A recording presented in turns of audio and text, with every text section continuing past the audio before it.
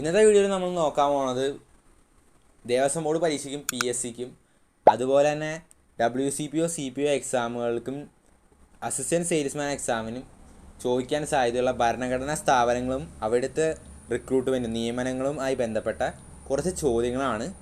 അപ്പോൾ നമുക്ക് ആദ്യത്തെ ചോദ്യത്തിലേക്ക് കിടക്കാം. ദേശീയ മനുഷ്യാവകാശ കമ്മീഷൻ സ്ഥാപിതമായത് എന്ന്? ഉത്തരമായിട്ട് വരുന്നത് 1993 ഒക്ടോബർ 12 ദേശീയ മനുഷ്യാവകാശ കമ്മീഷൻ സ്ഥാപിതമായത്. ഏത് ഓർഡിനൻസ് പ്രകാരമാണ് മനുഷ്യാവകാശ സംരക്ഷണത്തിനായി ദേശീയ മനുഷ്യാവകാശ കമ്മീഷൻ രൂപം കൊണ്ടത്? അത് ഏത് വർഷമാണെന്നാണ് ചോദ്യം. ഇത് പ്രീവിയസ് ഇയർ ക്വസ്റ്റ്യൻ പേപ്പറിൽ നിന്ന് നമ്മൾ എടുത്തതാണ് ക്വസ്റ്റ്യൻസാണ്. സോ ഇതൊക്കെ ചോദിച്ചേക്കുന്നതാണ്. 1993 സെപ്റ്റംബർ 28 ഉത്തരമായിട്ട് വരുന്നത്. ഏത് ഓർഡിനൻസ് പ്രകാരമാണ് മനുഷ്യാവകാശ സംരക്ഷണത്തിനായി ദേശീയ മനുഷ്യാവകാശ കമ്മീഷൻ രൂപം കൊണ്ടത്? 1993 സെപ്റ്റംബർ 28. അടുത്ത ചോദ്യം, ദേശീയ മനുഷ്യാവകാശ കമ്മീഷൻ്റെ ആസ്ഥാനം? ഉത്തരം മാനവ് അധികാർ ഭവൻ. ഇത് ന്യൂഡൽഹിയിലാണ് സ്ഥിതി ചെയ്യുന്നത്. മാനവ് അധികാർ ഭവൻ. ദേശീയ മനുഷ്യാവകാശ കമ്മീഷൻ്റെ ആസ്ഥാനമാണ് മാനവ് അധികാർ ഭവൻ. ദേശീയ മനുഷ്യാവകാശ കമ്മീഷൻ ചെയർമാനെയും അംഗങ്ങളെയും നിയമിക്കുന്നത് നീക്കം ചെയ്യുന്നതും ആരാണ്? ഉത്തരം വരുന്നത് രാഷ്ട്രപതിയാണ്. ഇന്ത്യൻ രാഷ്ട്രപതിയാണ് ദേശീയ മനുഷ്യാവകാശ കമ്മീഷൻ ചെയർമാനെയും അതുപോലെ അംഗങ്ങളെയും നിയമിക്കുന്നതും നീക്കം ചെയ്യുന്നത് ഇന്ത്യൻ രാഷ്ട്രപതി. ദേശീയ മനുഷ്യാവകാശ കമ്മീഷനിലെ ആകെ അംഗങ്ങളുടെ എണ്ണം? ഉത്തരമായിട്ട് വരുന്നത് 5. ചെയർമാനും അതുപോലെ 4 മെമ്പേഴ്സും കൂടി ചേർന്നതാണ് ദേശീയ മനുഷ്യാവകാശ കമ്മീഷൻ. നാഷണൽ ഹ്യൂമൻ റൈറ്റ് കമ്മീഷനിലെ അംഗങ്ങളുടെ എണ്ണമാണ് 5. ചെയർമാനും അതുപോലെ 4 മെമ്പേഴ്സും ഉണ്ടാകും. അടുത്ത ചോദ്യം, ഇന്ത്യയിലെ മനുഷ്യാവകാശങ്ങളുടെ കാവൽ നായ എന്ന് വിശേഷിപ്പിക്കുന്നത് ഏത് കമ്മീഷനെയാണ്? ദേശീയ മനുഷ്യാവകാശ കമ്മീഷനാണ് ഉത്തരമായിട്ട് വരുന്നത്. ഇന്ത്യയിൽ മനുഷ്യാവകാശ കമ്മീഷനുകളുടെ കാവൽ നായ എന്ന് വിശേഷിപ്പിക്കുന്നത് ദേശീയ മനുഷ്യാവകാശ കമ്മീഷനെയാണ്. അടുത്ത ചോദ്യം, ഇന്ത്യൻ ഭരണഘടനയുടെ കാവൽക്കാരൻ എന്ന് വിശേഷിപ്പിക്കുന്നത്? ഉത്തരമായിട്ട് വരുന്നത് സുപ്രീം കോടതിയാണ്. ഇന്ത്യൻ ഭരണഘടനയുടെ കാവൽക്കാരൻ എന്ന് വിശേഷിപ്പിക്കുന്നത് സുപ്രീം കോടതി. നേരത്തെ ചോദ്യം ഈ ചോദ്യം ഓപ്ഷൻ തരുമ്പോൾ മാറിപ്പോകാൻ സാധ്യതയുണ്ട്. അതുകൊണ്ടൊന്ന് ഓർത്തിരിക്കുക. ഇത് ചോദിച്ചേക്കുന്നതാണ്. ഇന്ത്യയുടെ മനുഷ്യാവകാശങ്ങളുടെ കാവൽ നായ എന്ന് വിശേഷിപ്പിക്കുന്നത് ദേശീയ മനുഷ്യാവകാശ കമ്മീഷനും അതുപോലെ തന്നെ ഇന്ത്യൻ ഭരണഘടനയുടെ കാവൽക്കാരൻ എന്ന് വിശേഷിപ്പിക്കുന്നത് സുപ്രീം കോടതിയുമാണ്. ഇനി അടുത്ത ചോദ്യം, മനുഷ്യാവകാശ ദിനമായി ആചരിക്കുന്നത് എന്ന്? ഡിസംബർ 10 മനുഷ്യാവകാശ ദിനമായി ആചരിക്കുന്നത്. നാഷണൽ ഹ്യൂമൻ റൈറ്റ് ഡേ എന്നാണെന്ന് ചോദിച്ചാൽ ഡിസംബർ 10. അടുത്ത ചോദ്യം, ഇന്ത്യയിൽ മനുഷ്യാവകാശ സംരക്ഷണ നിയമം നിലവിൽ വന്നത് ഏത് വർഷമാണ്? ഉത്തരമായിട്ട് വരുന്നത് 1993 ഇന്ത്യയിൽ മനുഷ്യാവകാശ സംരക്ഷണ നിയമം നിലവിൽ വന്നത്. ദേശീയ മനുഷ്യാവകാശ കമ്മീഷൻ ചെയർമാൻ്റെയും അംഗങ്ങളുടെയും കാലാവധി 5 വർഷം ആണ് ഉത്തരമായിട്ട് വരുന്നത്, അല്ലെങ്കിൽ 70 വയസ്സ് വരെ. ഓക്കെ, ദേശീയ മനുഷ്യാവകാശ കമ്മീഷൻ ചെയർമാൻ്റെയും അംഗങ്ങളുടെയും കാലാവധി 5 വർഷം അല്ലെങ്കിൽ 70 വയസ്സ്. അടുത്ത ചോദ്യത്തിലേക്ക് കിടക്കാം. ദേശീയ മനുഷ്യാവകാശ കമ്മീഷൻ അംഗങ്ങളെ ശുപാർശ ചെയ്യുന്ന കമ്മിറ്റിയുടെ ചെയർമാൻ ആര്? ഉത്തരം വരുന്നത് പ്രധാനമന്ത്രിയാണ്. ദേശീയ മനുഷ്യാവകാശ കമ്മീഷൻ അംഗങ്ങളെ ശുപാർശ ചെയ്യുന്ന കമ്മിറ്റിയുടെ ചെയർമാൻ ആര്? ഇതിനു മുമ്പ് നേരത്തെ ഒരു ചോദ്യം ചോദിച്ചായിരുന്നു. ദേശീയ മനുഷ്യാവകാശ കമ്മീഷൻ ചെയർമാനെയും അംഗങ്ങളെയും നീക്കം ചെയ്യാനുള്ള അധികാരം ആർക്കാണുള്ളതെന്ന് വെച്ചാൽ പ്രസിഡന്റിനാണ്. ഈ ചോദ്യം ദേശീയ മനുഷ്യാവകാശ കമ്മീഷൻ അംഗങ്ങളെ ശുപാർശ ചെയ്യാനും ഉള്ള കമ്മിറ്റിയുടെ ചെയർമാൻ ആരാണെന്ന് ചോദിച്ചാൽ ഉത്തരം വരുന്നത് പ്രധാനമന്ത്രിയാണ്. ഇനി അടുത്ത ചോദ്യം, ദേശീയ മനുഷ്യാവകാശ കമ്മീഷൻ്റെ നിലവിലെ ചെയർമാൻ ആരാണ്? ഉത്തരം വരുന്നത് ജസ്റ്റിസ് വി രാമസുബ്രഹ്മണ്യനാണ് ഉത്തരമായിട്ട് വരുന്നത്. ദേശീയ മനുഷ്യാവകാശ കമ്മീഷൻ്റെ നിലവിലെ ചെയർമാൻ ജസ്റ്റിസ് വി രാമസുബ്രഹ്മണ്യൻ. സംസ്ഥാന മനുഷ്യാവകാശ കമ്മീഷൻ അംഗങ്ങളുടെ എണ്ണം? ടോട്ടൽ 3. ചെയർമാനും 2 അംഗങ്ങളുമാണ് ഉള്ളത്. 3 പേരാണ് ഉത്തരമായിട്ട് വരുന്നത്. സംസ്ഥാന മനുഷ്യാവകാശ കമ്മീഷൻ അംഗങ്ങളുടെ എണ്ണം 3. ചെയർമാനും അതുപോലെ തന്നെ 2 അംഗങ്ങളും ഉണ്ടാവും. സംസ്ഥാന മനുഷ്യാവകാശ കമ്മീഷൻ നിലവിലെ ചെയർമാൻ ആരാണ്? ഉത്തരമായിട്ട് വരുന്നത് ജസ്റ്റിസ് അലക്സാണ്ടർ തോമസ് ആണ് ഉത്തരമായിട്ട് വരുന്നത്. അടുത്ത ചോദ്യം, ദേശീയ മനുഷ്യാവകാശ കമ്മീഷൻ്റെ ആദ്യത്തെ ചെയർമാൻ ആരാണ്? ജസ്റ്റിസ് രംഗനാഥ മിശ്രയാണ് ദേശീയ മനുഷ്യാവകാശ കമ്മീഷൻ്റെ ആദ്യത്തെ ചെയർമാൻ. ജസ്റ്റിസ് രംഗനാഥ മിശ്ര. ദേശീയ മനുഷ്യാവകാശ കമ്മീഷൻ്റെ അധ്യക്ഷനായ ആദ്യ മലയാളി ആര്? ജസ്റ്റിസ് KG ബാലകൃഷ്ണനാണ് ഉത്തരമായിട്ട് വരുന്നത്. ദേശീയ മനുഷ്യാവകാശ കമ്മീഷൻ്റെ അധ്യക്ഷനായ ആദ്യ മലയാളി ജസ്റ്റിസ് KG ബാലകൃഷ്ണൻ. ദേശീയ മനുഷ്യാവകാശ കമ്മീഷൻ്റെ അധ്യക്ഷ പദവി ഏറ്റവും കൂടുതൽ കാലം വഹിച്ചത് ആര്? KG ബാലകൃഷ്ണനാണ് ഉത്തരമായി വരുന്നത്. Justice KG Balakrishnan. ദേശീയ മനുഷ്യാവകാശ കമ്മീഷൻ്റെ അധ്യക്ഷ പദവി ഏറ്റവും കൂടുതൽ കാലം വഹിച്ചത് ജസ്റ്റിസ് KG ബാലകൃഷ്ണൻ. ഇപ്പോൾ പറഞ്ഞ ദേശീയ മനുഷ്യാവകാശ കമ്മീഷൻ്റെ ചെയർമാൻമാർ അതുപോലെ അംഗങ്ങളുടെ കാര്യങ്ങൾ ഒന്ന് നന്നായിട്ട് നോട്ട് ചെയ്ത് വയ്ക്കുക. ഇത് ചോദിക്കാൻ നല്ല സാധ്യതയുള്ള സെക്ഷനാണ്. അതായത് 100% എന്ന് നമുക്ക് പറയാം. കാരണം ഇപ്പോഴത്തെ ആയിരിക്കും കൂടുതൽ ചോദിക്കാൻ സാധ്യതയുള്ളത്. അതായത് നിലവിലെ ചെയർമാനൊക്കെ വെരി ഇമ്പോർട്ടൻ്റ് ആണ്. അത് നന്നായിട്ട് പഠിച്ചിരിക്കുക. ആരായിരുന്നു? ജസ്റ്റിസ് അലക്സാണ്ടർ തോമസ് ആണ് ഉത്തരമായിട്ട് വരുന്നത്. സംസ്ഥാന മനുഷ്യാവകാശ കമ്മീഷൻ്റെ നിലവിലെ ചെയർമാൻ. അപ്പോൾ അതൊക്കെ വളരെ ഇമ്പോർട്ടൻ്റ് ആയിട്ടുള്ളൊരു ക്വസ്റ്റ്യനാണ്. റിപ്പീറ്റ് ആയിട്ട് ചോദിക്കുന്ന ക്വസ്റ്റ്യനാണ്. സോ അത് നോക്കി വയ്ക്കുക. അതുപോലെ ആദ്യത്തെയും പഠിച്ചു വയ്ക്കുക. ആദ്യത്തെ സംസ്ഥാന മനുഷ്യാവകാശ കമ്മീഷൻ ചെയർമാൻ. ഇനി അടുത്ത ചോദ്യത്തിൽ കിടക്കാം. കേരള സംസ്ഥാന മനുഷ്യാവകാശ കമ്മീഷൻ നിലവിൽ വന്നത് എന്ന്? 1998 ഡിസംബർ 11 ഉത്തരമായിട്ട് വരുന്നത്. കേരള സംസ്ഥാന മനുഷ്യാവകാശ കമ്മീഷൻ നിലവിൽ വന്നത് 1998 ഡിസംബർ 11 സംസ്ഥാന മനുഷ്യാവകാശ കമ്മീഷൻ ചെയർമാനെയും അംഗങ്ങളെയും നിയമിക്കുന്നത് ആര്? ദേശീയ മനുഷ്യാവകാശ കമ്മീഷൻ ചെയർമാനെയും അംഗങ്ങളെയും നിയമിക്കാനും നീക്കം ചെയ്യാനും അധികാരമുള്ളത് രാഷ്ട്രപതിക്കാണ്, പ്രസിഡന്റിനാണ്. പക്ഷേ സംസ്ഥാന മനുഷ്യാവകാശ കമ്മീഷൻ ചെയർമാനെയും അംഗങ്ങളെയും നിയമിക്കുന്നത് ആരെന്ന് ചോദിച്ചു കഴിഞ്ഞാൽ ഉത്തരം വരുന്നത് ഗവർണറാണ്. അടുത്ത ചോദ്യം, സംസ്ഥാന മനുഷ്യാവകാശ കമ്മീഷൻ ചെയർമാനെയും അംഗങ്ങളെയും നീക്കം ചെയ്യുന്നത് ആര്? അത് രാഷ്ട്രപതി തന്നെയാണ്. അപ്പോൾ നേരത്തെ ചോദ്യമായിട്ട് കണക്ഷൻ ഉണ്ടെന്ന് മനസ്സിലായില്ലേ? അതായത് ദേശീയ മനുഷ്യാവകാശ കമ്മീഷനിലും നീക്കം ചെയ്യണത് രാഷ്ട്രപതിയാണ്, സംസ്ഥാന മനുഷ്യാവകാശ കമ്മീഷനിലും നീക്കം ചെയ്യുന്നത് രാഷ്ട്രപതിയാണ്.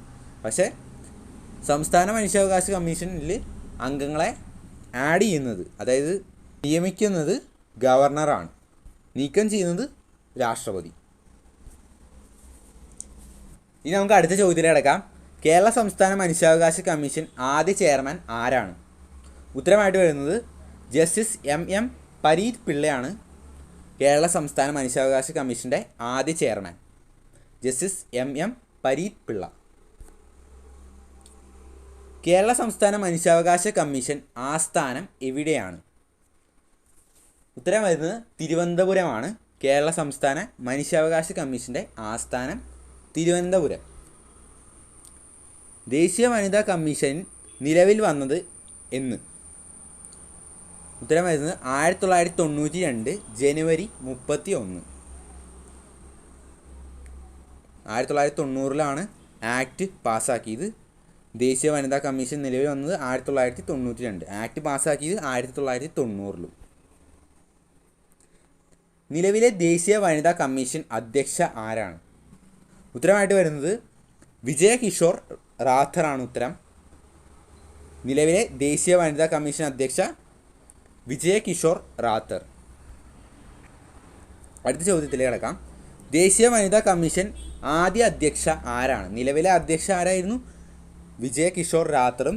അതുപോലെ ആദ്യത്തെ അധ്യക്ഷ വരുന്നത് ജയന്തി പട്നായിക്കാണ് ഉത്തരമായിട്ട് വരുന്നത്. ആദ്യത്തെ അധ്യക്ഷ ജയന്തി പട്നായിക്. ഇപ്പോഴത്തെ അധ്യക്ഷ വിജയ് കിഷോർ റാത്തർ. ഇമ്പോർട്ടൻ്റ് ആണ്. ദേശീയ വനിതാ കമ്മീഷൻ്റെ പ്രസിദ്ധീകരണം? ഉത്തരമായിട്ട് വരുന്നത് രാഷ്ട്രമഹിളയാണ്. ദേശീയ വനിതാ കമ്മീഷൻ്റെ പ്രസിദ്ധീകരണം രാഷ്ട്രമഹിള. ദേശീയ വനിതാ കമ്മീഷൻ്റെ ആദ്യ പുരുഷ അംഗം? ഉത്തരമായിട്ട് വരുന്നത് അലോക് റാവത്താണ്. ദേശീയ വനിതാ കമ്മീഷൻ്റെ ആദ്യ പുരുഷ അംഗം അലോക് റാവത്ത്. കേരള വനിതാ കമ്മീഷൻ നിലവിൽ വന്നത് എന്ന്? ഉത്തരമായിട്ട് വരുന്നത് 1996 മാർച്ച് 14. അത് 1995 സെപ്റ്റംബർ 15 അതിൻ്റെ ആക്ട് പാസ്സാക്കിയത്. കേരള വനിതാ കമ്മീഷൻ നിലവിൽ വന്നത് 1996 മാർച്ച് 14. 1995 September 15 act പാസ്സാക്കിയത്. ഇനി അടുത്ത ചോദ്യത്തിൽ കിടക്കാം. കേരള വനിതാ കമ്മീഷൻ നിലവിലെ അധ്യക്ഷ ആരാണ്? ഉത്തരം വരുന്നത് അഡ്വക്കേറ്റ് പി സതീദേവിയാണ് കേരള വനിതാ കമ്മീഷൻ്റെ നിലവിലെ അധ്യക്ഷ. ഇത് ഇമ്പോർട്ടൻ്റ് ആയിട്ടുള്ള ക്വസ്റ്റ്യനാണ്, ചോദിച്ച് കണ്ടിട്ടുണ്ട്. അടുത്ത ചോദ്യം അതേപോലെ ഇമ്പോർട്ടൻ്റ് ആണ്. കേരള വനിതാ കമ്മീഷൻ്റെ പ്രഥമ അധ്യക്ഷ ആരാണ്? നേരത്തെ ചോദ്യം ഉണ്ടായിരുന്നു. കേരള വനിതാ കമ്മീഷൻ്റെ നിലവിലെ അധ്യക്ഷ അഡ്വക്കേറ്റ് പി സതീദേവി. പ്രഥമ അധ്യക്ഷ ആരാണെന്ന് ചോദിച്ചു കഴിഞ്ഞാൽ ഉത്തരമായിട്ട് വരുന്നത് സുഗതകുമാരിയാണ്. കേരള വനിതാ കമ്മീഷൻ്റെ പ്രഥമ അധ്യക്ഷ സുഗതകുമാരി. കേരള വനിതാ കമ്മീഷൻ്റെ ആസ്ഥാനം ഉത്തരമായിട്ട് വരുന്നത് തിരുവനന്തപുരമാണ്. കേരള വനിതാ കമ്മീഷൻ്റെ ആസ്ഥാനം തിരുവനന്തപുരം. കേരള സംസ്ഥാന വനിതാ കമ്മീഷൻ്റെ പ്രസിദ്ധീകരണം ഉത്തരമായിട്ട് വരുന്നത് സ്ത്രീ ശക്തിയാണ്. കേരള സംസ്ഥാന വനിതാ കമ്മീഷൻ്റെ പ്രസിദ്ധീകരണം സ്ത്രീ ശക്തി. ഇന്ത്യയിൽ സ്ത്രീധന നിരോധന നിയമം പാസ്സാക്കിയത് എന്ന്? 1961 ഇന്ത്യയിൽ സ്ത്രീധന നിരോധന നിയമം പാസ്സാക്കിയത്. അടുത്ത ചോദ്യത്തിൽ കിടക്കാം. ഡൊമസ്റ്റിക് വയലൻസ് ആക്ട് നിലവിൽ വന്നത് എന്ന്? 2006 ഒക്ടോബർ 26 ഡൊമസ്റ്റിക് വയലൻസ് ആക്ട് നിലവിൽ വന്നത്. 2006 ഒക്ടോബർ 26. ഡൊമസ്റ്റിക് വയലൻസ് ആക്ട് അല്ലെങ്കിൽ ഗാർഹിക പീഡന നിരോധന നിയമം പാസ്സാക്കിയത് ഏത് വർഷമാണ്? ഉത്തരമായിട്ട് വരുന്നത് 2005. ഡൊമസ്റ്റിക് വയലൻസ് ആക്ട് പാസ്സാക്കിയ വർഷം 2005. ദേശീയ ന്യൂനപക്ഷ കമ്മീഷൻ നിലവിൽ വന്നത് എന്ന്? 1993 മെയ് 17 ദേശീയ ന്യൂനപക്ഷ കമ്മീഷൻ നിലവിൽ വന്നത്. ദേശീയ ന്യൂനപക്ഷ കമ്മീഷനുമായിട്ട് ബന്ധപ്പെട്ട തന്നെയാണ് അടുത്ത ചോദ്യം. ദേശീയ ന്യൂനപക്ഷ കമ്മീഷൻ നിലവിലെ അധ്യക്ഷൻ ആരാണ്? ഉത്തരമായിട്ട് വരുന്നത് ഇക്ബാൽ സിംഗ് ലാൽപൂർ ആണ് ഉത്തരമായിട്ട് വരുന്നത്. ദേശീയ ന്യൂനപക്ഷ കമ്മീഷൻ്റെ നിലവിലെ അധ്യക്ഷൻ ഇക്ബാൽ സിംഗ് ലാൽപൂർ. അടുത്ത ചോദ്യം. ദേശീയ ന്യൂനപക്ഷ കമ്മീഷൻ ആദ്യ ചെയർമാൻ ആരാണ്? ഈ ആദ്യത്തതും ഇപ്പോഴത്തതും നോട്ട് ചെയ്ത് വയ്ക്കുക. ഞാനിപ്പോൾ പറഞ്ഞതിൻ്റെയൊക്കെ എല്ലാം പറഞ്ഞിട്ടുണ്ട്. ദേശീയ മനുഷ്യാവകാശ കമ്മീഷനും അതുപോലെ തന്നെ സംസ്ഥാന മനുഷ്യാവകാശ കമ്മീഷനും വനിതാ കമ്മീഷനും ഒക്കെ നമ്മൾ ഡിസ്കസ് ചെയ്തതാണ് ഇപ്പോഴത്തെയും. അതുപോലെ തന്നെ പ്രഥമേ നമ്മുടെ ക്വസ്റ്റ്യനിലേക്ക് കിടക്കാം. ദേശീയ ന്യൂനപക്ഷ കമ്മീഷൻ്റെ ആദ്യ ചെയർമാൻ ആരാണ്? ഉത്തരമായിട്ട് വരുന്നത് ജസ്റ്റിസ് മുഹമ്മദ് സാദിർ അലിയാണ് ദേശീയ ന്യൂനപക്ഷ കമ്മീഷൻ്റെ ആദ്യ chairman. Justice Muhammad Sadir Ali. Next question. ദേശീയ പിന്നോക്ക വിഭാഗ കമ്മീഷൻ അതായത് national commission for backward classes നിലവിൽ വന്നത് എന്ന്? 1993 ആഗസ്റ്റ് 14 ദേശീയ പിന്നോക്ക വിഭാഗ കമ്മീഷൻ നിലവിൽ വന്നത്. 1993 ആഗസ്റ്റ് 14. വർഷം നോട്ട് ചെയ്തോളൂ. 1993. ദേശീയ പിന്നോക്ക വിഭാഗ കമ്മീഷൻ ആദ്യ ചെയർമാൻ ആരാണ്? ഇതിൻ്റെ ആദ്യ ചെയർമാൻ ഓർത്തിരിക്കണം. RN പ്രസാദ് ആണ് ഉത്തരമായിട്ട് വരുന്നത്. RN പ്രസാദ്. ദേശീയ പിന്നോക്ക വിഭാഗ കമ്മീഷൻ്റെ ആദ്യ ചെയർമാൻ RN പ്രസാദ്.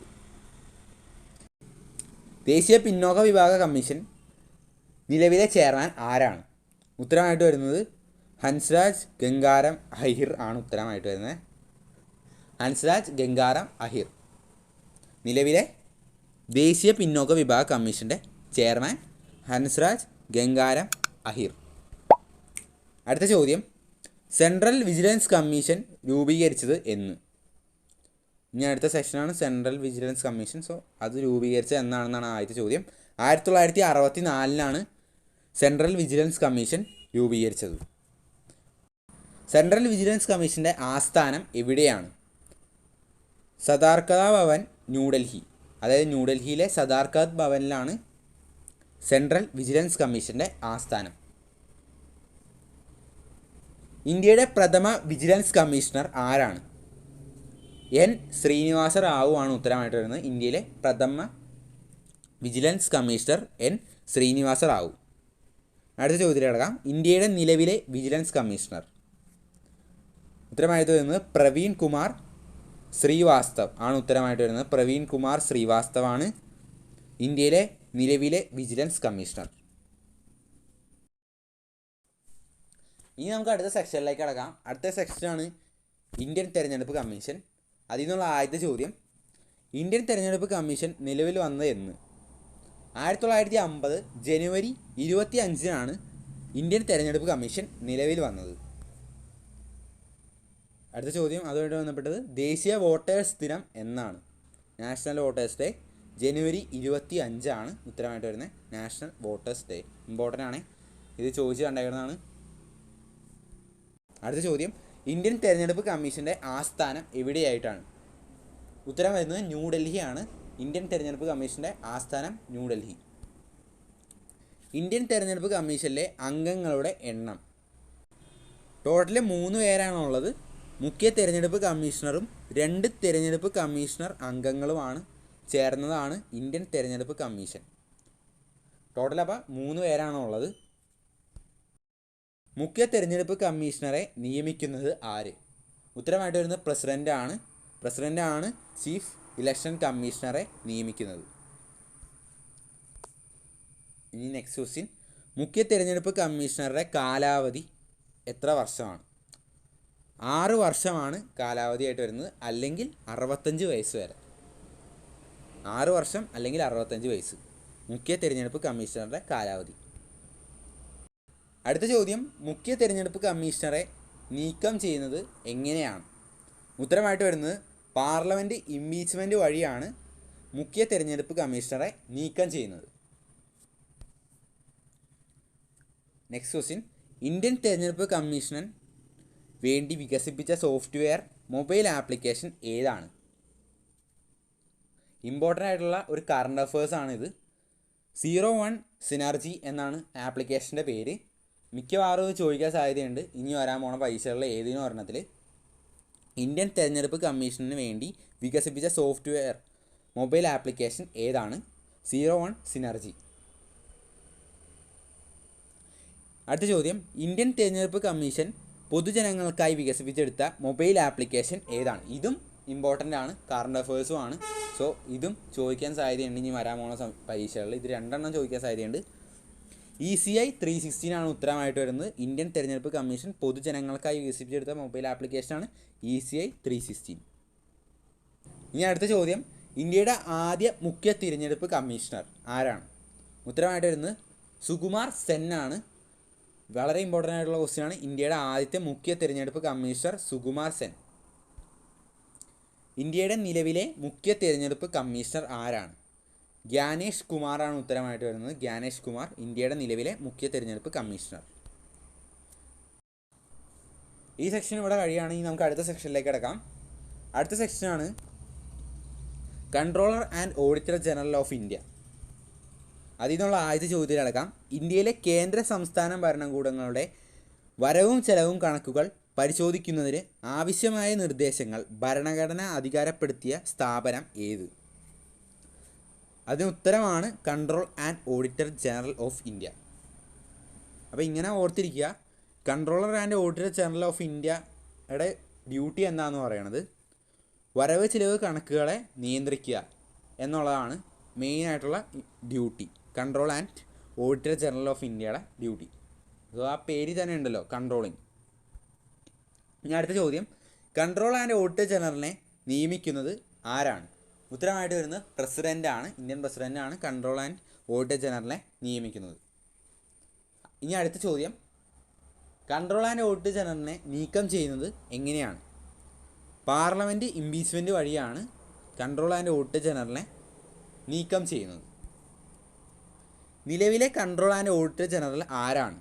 ഉത്തരമായിട്ട് വരുന്നത് കെ സഞ്ജയ് മൂർത്തിയാണ് നിലവിലെ കൺട്രോൾ ആൻഡ് ഓഡിറ്റർ ജനറൽ. ഇനി കാലാവധി നോക്കാം. ഈ കൺട്രോളർ ആൻഡ് ഓഡിറ്റർ ജനറലിൻ്റെ കാലാവധിയാണ് 6 വർഷം അല്ലെങ്കിൽ 65 വയസ്സ് വരെ. 6 വർഷം അല്ലെങ്കിൽ 65 വയസ്സ് വരെയാണ് കൺട്രോൾ ആൻഡ് ഓഡിറ്റർ ജനറലിൻ്റെ കാലാവധി.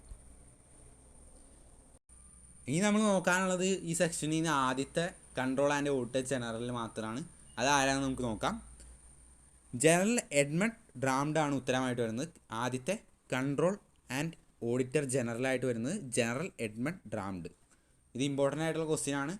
ഇതൊന്നല്ല, ഇപ്പോൾ പറഞ്ഞേക്കണ എല്ലാ കാര്യങ്ങളും ഇമ്പോർട്ടൻ്റ് ആണ്. അതായത് ആദ്യത്തതും അതുപോലെ നിലവിലെയും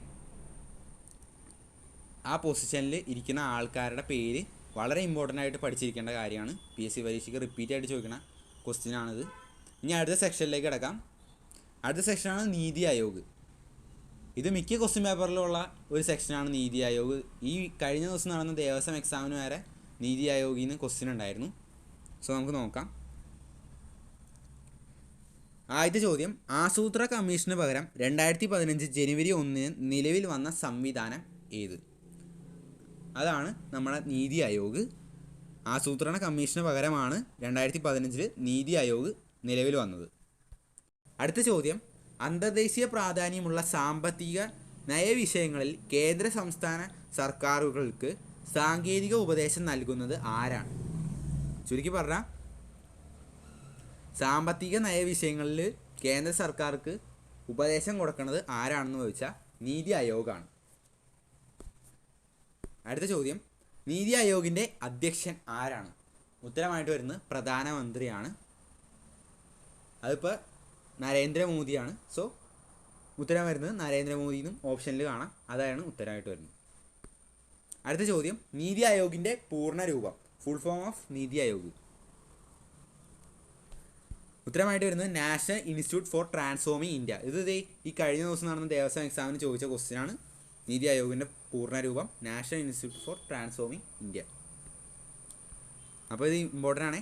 ഇതിന് ഓപ്ഷനൊക്കെ വന്നേക്കുന്നത് വളരെ കൺഫ്യൂസിങ് ആയിട്ടുള്ള ഓപ്ഷൻ ആയിരുന്നു. നാഷണൽ ഇൻസ്റ്റിറ്റ്യൂട്ട് ഫോർ ട്രാൻസ്ഫോമിങ് വിത്ത് ഇന്ത്യ എന്നൊക്കെ ആയിരുന്നു ഓപ്ഷൻ വന്നിരുന്നത്. സോ ഇത് ഓർത്ത് നന്നായിട്ട് ഇരിക്കുക. National institute four transforming India എന്ന് മാത്രമാണ് നീതി ആയോഗിൻ്റെ ഫുൾ ഫോം ആയിട്ടുള്ളത്. ഇനി നമുക്ക് അടുത്ത ചോദ്യത്തിലേക്ക് കിടക്കാം. നീതി ആയോഗിൻ്റെ ആദ്യ ചെയർമാൻ അല്ലെങ്കിൽ നീതി ആയോഗിൻ്റെ ഇപ്പോഴത്തെ ചെയർമാൻ ആരാണ്? ഇത് നമ്മൾ നേരത്തെ പറഞ്ഞായിരുന്നു, പ്രധാനമന്ത്രിയാണ് നീതി ആയോഗിൻ്റെ ചെയർമാൻ എന്ന്. സോ നരേന്ദ്രമോദിയാണ് ഉത്തരമായിട്ട് വരുന്നത്. അടുത്ത ചോദ്യം, നീതി ആയോഗിൻ്റെ നിലവിലെ വൈസ് ചെയർമാൻ ആരാണ്? ഉത്തരം വരുന്നത് സുമൻ ബെറിയാണ് ഉത്തരമായിട്ട് വരുന്നത്. നിലവിലെ വൈസ് ചെയർമാൻ, നീതി ആയോഗിൻ്റെ നിലവിലെ വൈസ് ചെയർമാൻ സുമൻ ബെറി. അടുത്ത ചോദ്യം, ഇന്ത്യയുടെ വികസനത്തിനായി നീതി ആയോഗിൻ്റെ ദീർഘകാല രൂപരേഖ ഇതിനെ വിശേഷിപ്പിക്കുന്ന പേരെന്താണ്? വിഷൻ 2030 ഉത്തരമായിട്ട് വരുന്നത്. ഇമ്പോർട്ടൻ്റ് ആയിട്ടുള്ള ക്വസ്റ്റ്യൻ, കറണ്ട് അഫയേഴ്സ് ആണ് സംഭവം. ഇനി വരാൻ പോണ എക്സാമിന് വരാൻ സാധ്യതയുള്ള ഒരു ക്വസ്റ്റ്യനാണിത്. വിഷൻ 2030. ഇന്ത്യയുടെ വികസനത്തിനായി നീതി ആയോഗിൻ്റെ ദീർഘകാല രൂപരേഖ ആണ് വിഷൻ 2030. അടുത്ത ചോദ്യം, നീതി ആയോഗിൻ്റെ ആസ്ഥാനം എവിടെയായിട്ടാണ്? സ്വാഭാവികമായിട്ടും ന്യൂഡൽഹിയിലായിട്ടാണ് നീതി ആയോഗിൻ്റെ ആസ്ഥാനം വരുന്നത്. സബ്കാ സാത്ത് സബ്കാ വികാസ് ഓർ സബ്കാ വിശ്വാസ് എന്തുമായി ബന്ധപ്പെട്ടതാണ്? ഉത്തരമായിട്ട് വരുന്നത് അഭിലാഷ ജില്ലകളിലെ ജനങ്ങളുടെ ജീവിത നിലവാരവുമായി ബന്ധപ്പെട്ട പ്രോഗ്രാമാണിത്. സബ്കാ സാത്ത് എന്ന് പറയുന്നത് അഭിലാഷ ജില്ലകളിലെ ജനങ്ങളുടെ ജീവിത നിലവാരവുമായി ബന്ധപ്പെട്ട പ്രോഗ്രാം സബ്കാ സാത്ത്. ഇത് നീതി ആയോഗിൻ്റെ ഒരു പ്രോഗ്രാമാണ് ഈ സബ്കാ സാത്ത് എന്ന് പറയുന്നത്. അതുപോലെ തന്നെ സബ്കാ വികാസ് ഓർ സബ്കാ വിശ്വാസ് എന്ന് പറയുന്നതും ഈ നീതി ആയോഗിൻ്റെ തന്നെ ഒരു പ്രോഗ്രാമാണ്. അതൊന്ന് ഓർത്തിരിക്കുക. അതുകൊണ്ടാണ് ഇത് ഇവിടെ ആഡ് ആക്കിയത് ഈ ക്വസ്റ്റ്യൻ. അഭിലാഷ് ജില്ലകളിലെ ജനങ്ങളുടെ ജീവിത നിലവാരം മെച്ചപ്പെടുത്തുന്നതിനായി നീതി ആയോഗ് നടപ്പിലാക്കിയ ഇന്ത്യ ഗവൺമെൻറ്റിൻ്റെ ഒരു സംരംഭം എന്താണെന്ന് ചോദിച്ചാൽ ആസ്പിരേഷണൽ ഡിസ്ട്രിക്ട്സ് പ്രോഗ്രാമാണ് ഉത്തരമായിട്ട് വരുന്നത്. അതായത് നീതി ആയോഗ് ഈ അഭിലാഷ ജില്ലകളിൽ നടപ്പിലാക്കിയ അവരുടെ നിലവാരം മെച്ചപ്പെടുത്താൻ വേണ്ടി നടപ്പിലാക്കിയ പദ്ധതിയുടെ പേരെന്താണെന്ന് ചോദിച്ചു കഴിഞ്ഞാൽ ആസ്പിരേഷണൽ ഡിസ്ട്രിക്ട് പ്രോഗ്രാം. അടുത്ത ചോദ്യത്തിൽ കിടക്കാം. അടുത്ത ചോദ്യമല്ല, അടുത്ത സെക്ഷനാണ് ഈ UPSC, അതായത് യൂണിയൻ പബ്ലിക് സർവീസ് കമ്മീഷനിലേക്കാണ് ഇനി നമ്മൾ കിടക്കാൻ പോണേ. ആദ്യത്തെ ചോദ്യം, അംഗങ്ങളെ നിയമിക്കുന്നത് ആര് എന്ന് തന്നെയാണ്. UPSCയിലെ അംഗങ്ങളെ നിയമിക്കുന്നത് ആര്? ഉത്തരമായിട്ട് വരുന്നത് പ്രസിഡൻ്റാണ്. ഇന്ത്യൻ പ്രസിഡൻ്റാണ് UPSC അംഗങ്ങളെ നിയമിക്കുന്നത്. അടുത്ത ചോദ്യം, യൂണിയൻ പബ്ലിക് സർവീസ് കമ്മീഷൻ്റെ ആസ്ഥാനം. എവിടെയായിട്ടാണ്? ന്യൂഡൽഹിയിലെ ധോൽപൂർ ഹൗസിലാണ് UPSCയുടെ ആസ്ഥാനം. യൂണിയൻ പബ്ലിക് സർവീസ് കമ്മീഷൻ്റെ ചെയർമാനെയും മറ്റ് അംഗങ്ങളെയും നിയമിക്കുന്നത് ആരാണ്? പ്രസിഡൻ്റാണ്. ഇന്ത്യൻ പ്രസിഡൻ്റാണ് ഉത്തരമായിട്ട് വരുന്നത്. UPSCയിലെ അംഗങ്ങളെയും ചെയർമാനെയും നിയമിക്കുന്നത് ഇന്ത്യൻ പ്രസിഡന്റ്. ഈ UPSCയുടെ റോള് ഞാനിവിടെ സ്പെസിഫൈ ചെയ്തല്ല, കാരണം അതെല്ലാവർക്കും അറിയാവുന്നതുകൊണ്ട് തന്നെ. UPSC എന്ന് പറയുന്നത് നാഷണൽ ലെവലിൽ ജോബ് റിക്രൂട്ട്മെൻറ്റിന് വേണ്ടി ഉള്ള ഒരു കേന്ദ്ര ഗവൺമെൻറ്റിൻ്റെ സ്ഥാപനമാണ് UPSC എന്ന് പറയുന്നത്. സോ അതെല്ലാവർക്കും അറിയാം, അതുകൊണ്ടാണ് ഞാനത് സ്പെസിഫൈ ചെയ്യാത്തത് ഇവിടെ. കേരളത്തിലെ റിക്രൂട്ട്മെൻറ്റിന് വേണ്ടിയുള്ള സ്ഥാപനമാണ് PSC എന്ന് എല്ലാവർക്കും അറിയാമല്ലോ. അത് തന്നെയാണ്, അത് നാഷണൽ ലെവലിലേക്ക് വരുമ്പോഴാണ് അത് UPSC ആണത്. അപ്പോൾ ഇത്രയേ ഉള്ളൂ നമ്മുടെ ഇന്നത്തെ വീഡിയോ എല്ലാവർക്കും ഉപകാരപ്പെട്ടു എന്ന് വിചാരിക്കുന്നു. ഇതിനകത്ത് കുറേ PSCക്ക് ഞാൻ ചോദിക്കാൻ സാധ്യതയുള്ള ക്വസ്റ്റ്യൻസ് നമ്മൾ ഡിസ്കസ് ചെയ്ത് കഴിഞ്ഞു. സോ വീഡിയോ ഇഷ്ടപ്പെട്ടാൽ ലൈക്ക് ചെയ്യുക. അപ്പോൾ ശരി, അടുത്ത വീഡിയോയിലാണ്.